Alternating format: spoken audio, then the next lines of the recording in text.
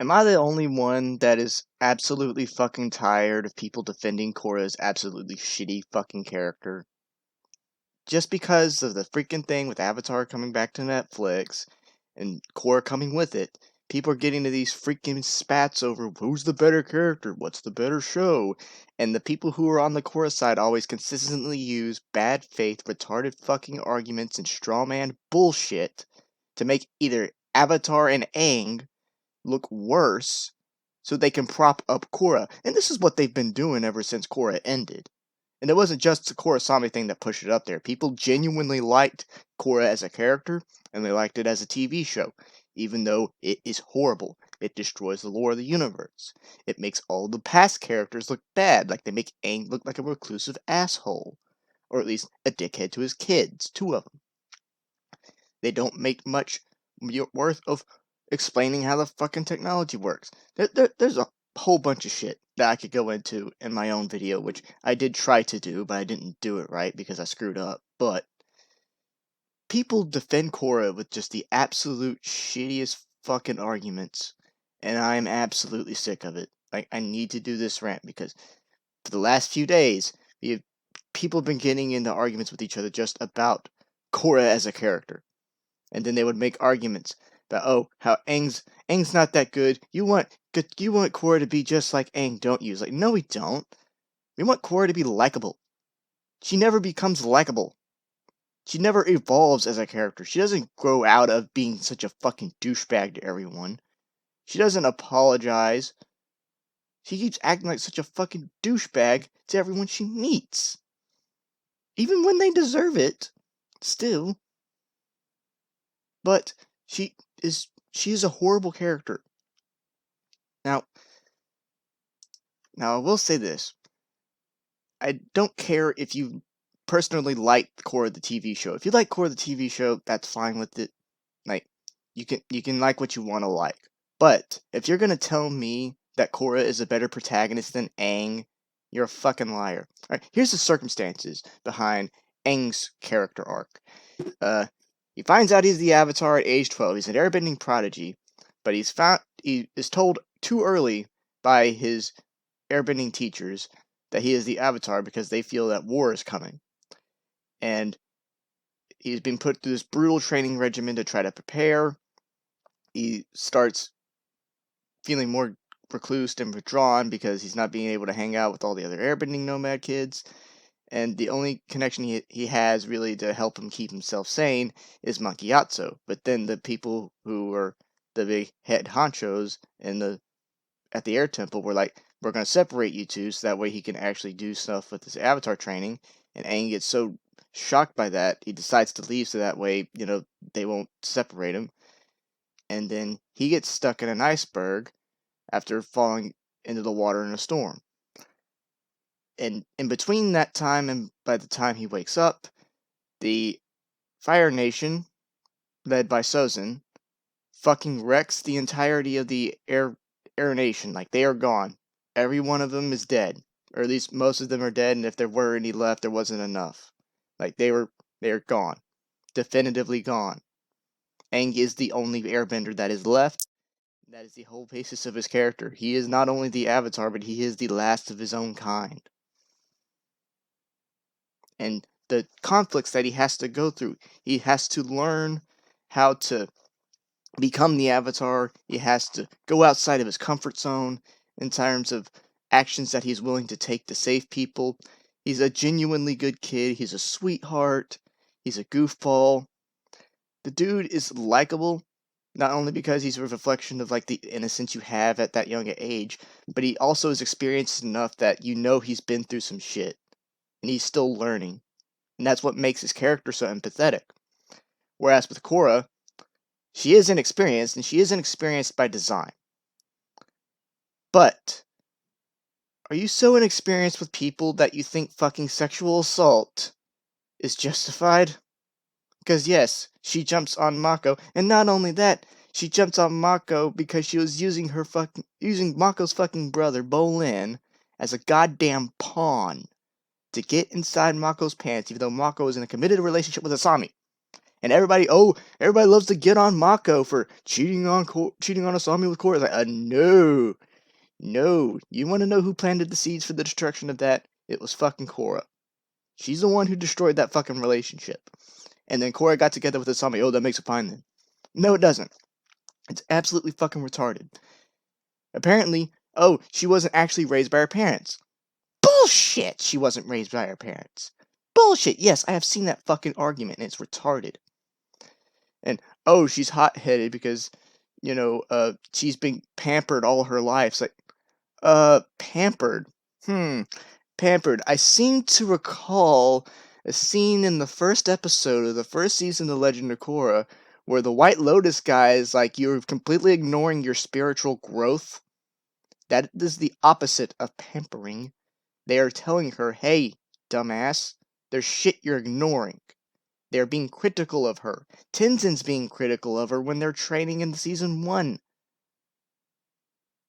And everyone is critical of Korra, but every time they're critical of her, the actions around the right make it to where she's right every time. Oh, I need to be more aggressive and hardcore with how I fight, so that way I can learn airbending, even though that's a completely antithesis of airbending. That is something for an earthbender to do. Actually, you know what? Here's also a thing. You could have made Korra an airbender and her character would have actually worked a little bit better. But even then, it doesn't work because she never grows. She doesn't have that growth that Toph has, or that complexity of her character. She just acts like an asshole. Like, seriously, she yells at Tenzin in front of his kids because he's trying to be gentle and patient, and Korra won't listen. And then when Korra finally freaking blows up those fucking airbending relics that they're using for training, and Tenzin goes off on her, she's like, "No, you're doing everything wrong. I'm doing everything right, and nothing's happening. Maybe you're a terrible teacher." Like, that shit, Aang would never do that to anyone, unless they were literally fucking as pathetic as Luke fucking Skywalker, the last goddamn Jedi. Okay?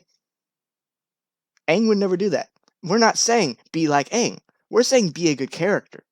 But we have to compare her to Aang, because Aang is the only reference we've seen for their entire journey, and Aang handles shit a hell of a lot better than her. Like, see Zhang Zhang, for example. Zhang Zhang doesn't want to train Aang. It only takes a talking to from freaking Roku to convince Zhang Zhang to train Aang. But it was still then, Zhang Zhang had his reasons not for wanting to train Aang. And yes, Aang got pissed at him, but he realized the error of his ways. Especially considering that, fire is the most destructive element, and it's really hard to control, and he hurts Katara because of it, and that affects his character so much that he said he doesn't want to firebend again, even though he has to, because he is the Avatar. And what does Korra do? She gets all the power. She gets her bending taken away. Oh, I have all my power back now. Even though Aang was so committed not to hurting people that he literally did not want to use an element. He did not want to use a singular element because he knew that if he let it out of control, it could hurt somebody. But oh no, Korra can now freaking do all this other crazy shit. And she refuses to take criticism. She refuses to take criticism, like I said with that thing with Tenzin. But once again, when Aang makes a mistake in Avatar: The Last Airbender, the show makes it clear. Like when he kissed Katara in Book 3. Yes, kind of stupid for him to do because they were in a serious conversation, and Katara said, "Look, I'm confused about all this stuff. I'm trying to figure stuff out." And then Aang kissed her out of nowhere. He's like, "Oh, I'm such a fucking idiot." And Katara storms out and leaves him. And he's like, "Motherfucker, why did I do that? I'm such a fucking idiot." Then you got freaking Korra going around freaking using people as pawns to get inside somebody's pants, even though that person's pants are being taken by somebody else. And then you force yourself on them when they say they're confused in a way that is a lot more disgusting. And yet people defend that. I know people don't like the romance generally in freaking Avatar unless you're the Korrasami shipper. But like, dude, be consistent. And also, apparently, just today, I saw people saying that Aang is a shithead to women. Like, Are you fucking kidding me right now? Who says this? I legitimately thought that. Who would say that? Oh, some idiot said that. These are the inane responses that we're getting for trying to defend Avatar and Aang as a character because they keep wanting to prop up Korra as this godsend. You're even trying to say that she's better written and more complex. No, she is not. No. Okay? You want to know how you could have made Korra's character better? Replace her with Marcus Phoenix. Because she's written to be Marcus Phoenix. That's what a lot of female characters are actually written to be like now. They're written to have the asshole personality trait of Marcus Phoenix without the actual nuance that the character has. That's what they're trying to portray her as, and people don't like that. Okay? And not only that, to all the people who are going out there saying you hate Korra because you hate women, Katara is my favorite female character out of the entire fucking show. Toph is subjectively one of the best characters ever written in television. Azula, while she acts in a way that is much worse than Korra, one, she was a villain, not portrayed as a good guy, and two, she has a lot of stuff that actually makes her character relatable, despite the fact that it does all that crazy shit. Alright, one of the things we look for our characters is relatability, and Korra has no relatability. Her character is literally, I'm an asshole. And it's disgusting. I don't want to fucking relate to a character like Korra. I can't relate to a character like Korra. Alright? And she's given basically everything. Everything around her, she's celebrated for. And I don't think it's because she's been pampered. I think it's because she's just legitimately a fucking asshole. She's been raised by her parents, been training for her entire life to be the Avatar, is better than everyone else ever has been at 17 years of age. And that doesn't scream, oh, you're a fucking Mary Sue. Whereas it took Aang less time to do it, but in a much more stressful environment considering he had an entire nation hell-bent on killing his ass. He had the son of the Fire Lord trying to hunt him down and take him to his father so he can have his honor back. And you're going to tell me that Aang went through less shit than her? Aang wasn't through a more stressful environment than her? That, oh, all of Aang's problems is just Fire Lord bad? No, the dude lost his entire fucking people. His only connection, living connection, to his past life are Momo and Appa. And his staff. That is it. Nothing else lives. Yes, you have relics, but that doesn't work compared to freaking living, breathing things. Alright, Aang went through so much traumatic shit, and yet he was still able to not only keep a calm, collected mind, he found ways to get stuff done without going with the headstrong, hey, let's kill everybody type of way. Which is what Korra tries to do. And not only that, it's at least a little bit respectable if you think that the comics in regards to Korra actually make her look worse than it did when books 3 and 4. But even in books 3 and 4, bullshit anyway, because everything happens because Korra, once again, made a fucking mistake. Okay, the whole point with the main bad guy was to freaking open the portals to take over the world. Okay? And yet, Korra decides, no, let's leave them open because this could affect some type of change. It's like, no! It will only lead to more and more problems, and not only that, freaking villains randomly getting powers out of nowhere, and then in the fourth book, freaking Evangelion mechas. With spirit portal energy bullshit to use as a weapon against people. That was all stuff that has happened because of her making a dumbass decision. The portal should have never been opened. The portals in and of itself is a fucking bullshit thing that ruins, once again, one of the points of mysticism about Avatar. And it's just ridiculous. Core defenders jump through all these types of hoops and then hide behind criticism. I'm sick of it. I'm absolutely sick of it. If you want to talk about the merits of The Legend of Korra and Korra's character as a whole on the down low, do it. But don't act like a fucking douchebag. Don't act like Korra did nothing wrong, because she has done a hell of a lot wrong. But yet, when Aang did something wrong, the writers in the show conveyed the scenes to let you know that what he did was wrong. Whereas in Korra, the writing does not convey that she is wrong and that she is always right, even when she is absolutely dead wrong and acts like a cunt despite that. I do not like this character. I want to like this character, but I can't because she is literally the opposite of relatable. I can't do it. There's no way for me to do it realistically without coming off as an insane person.